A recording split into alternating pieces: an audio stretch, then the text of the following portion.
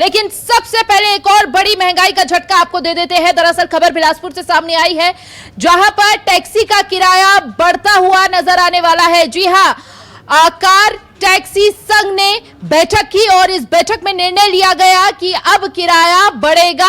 Base कीमत जो होगी वो 200 रुपए होने वाली है और साथ ही प्रति किलोमीटर की बात करें तो 2 रुपए की वृद्धि का निर्णय लिया गया है इस बैठक के अंदर।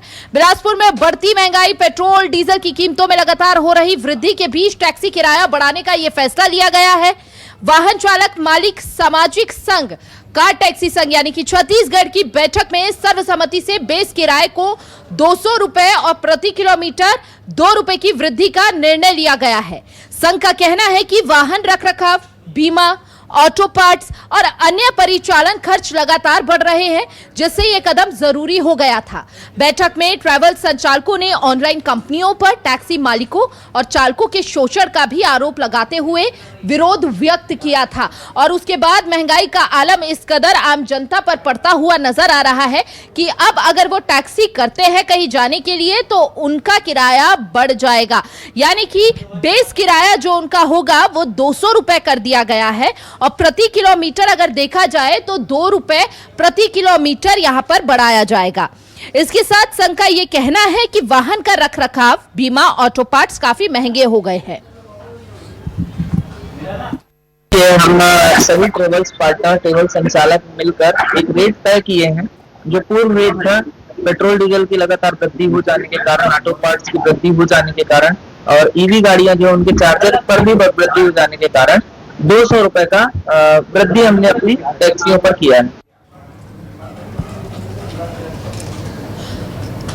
तो यहां पर देखिए, बैठक में ये बात कही गई कि रखरखाव में खर्चा ज्यादा आ रहा है, बीमा की बात हो या फिर गाड़ी के पार्ट्स की बात हो।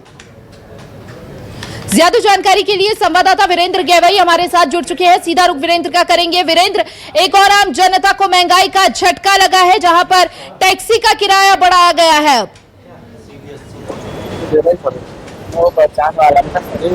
बिल्कुल, देखिए टैक्सी का किराया इसलिए बढ़ाया गया है कि डीजल की और पेट्रोल की दाम लगातार बढ़ते जा रहे हैं और इसी वजह से संघ ने एक बैठक की, सर्वसम्मति से ये पास किया गया है कि किराया बढ़ाया जाए और साथ ही जो ऑनलाइन जो टैक्सियां चलती है उसको लेकर के भी विरोध जताने की तैयारी है। किस तरह की तैयारी है, किस तरह से आप लोगों ने आम सहमति बनाई और अब जो किराया है वो बढ़ा दिया है?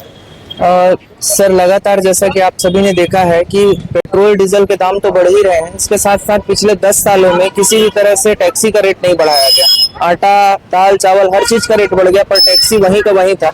इसलिए ये एक बहुत जरूरी बदलाव था जो टैक्सी संचालकों ने मिलकर एक बैठक के माध्यम से और फिर वोटिंग प्रक्रिया करके ये तय किया गया कि 200 रुपए बेस किराया और 2 रुपए प्रति किलोमीटर की बढ़ोतरी की जाएगी और इस पर हमने अपना बैठक किया और रेट की घोषणा कर सूचित किया।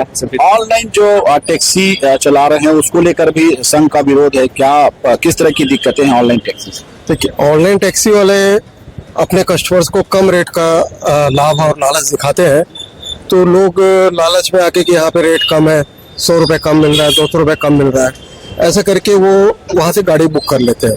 इसके बाद होता क्या है कि ऑनलाइन प्लेटफॉर्म वाले दूसरे जो छोटे टैक्सी वाले जिनके पास एक गाड़ी 2 गाड़ी है, उन गाड़ियों वालों को अप्रोच करते हैं, उनके सामने रेट का ऑफर देते हैं कि आप कौन कम रेट दे रहा है।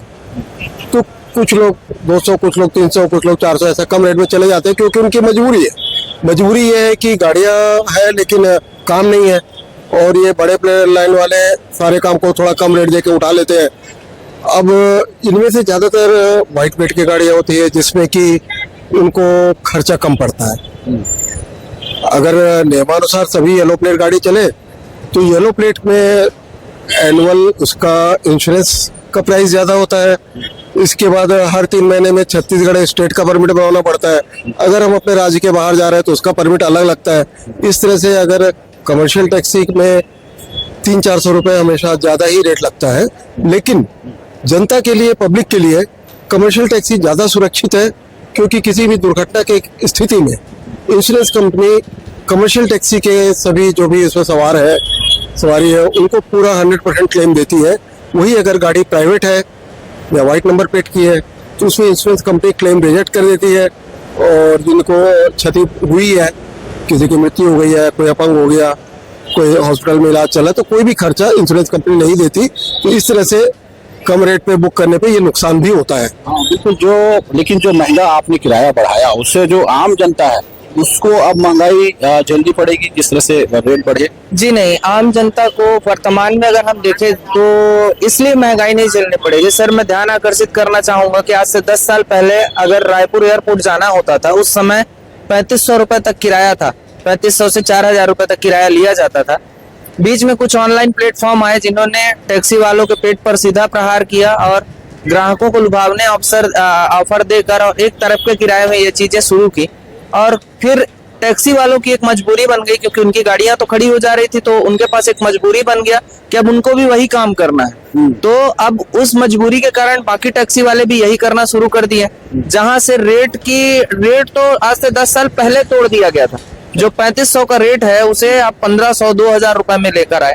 आज भी वर्तमान में रेट बढ़ने के बाद ये स्थिति है कि 2000 रुपए 2000 से 2200 रुपए देने में भी कस्टमर हमसे सवाल करते हैं कि भैया ऑनलाइन में तो इतना दिखा रहा है। तो मेरा प्रश्न ये है कि किसी भी ऑनलाइन प्लेटफॉर्म में इस तरह का कृत्य नहीं होना चाहिए कि किसी टैक्सी वाले के पेट पे आप सीधा प्रहार कर रहे हैं, शोषण कर रहे हैं। सरकारी गाइडलाइन के तौर पर आम जनता पर तो इसका फर्क पड़ता हुआ नजर आएगा। बहुत बहुत शुक्रिया आपका फिलहाल तमाम जानकारी साझा करने के लिए।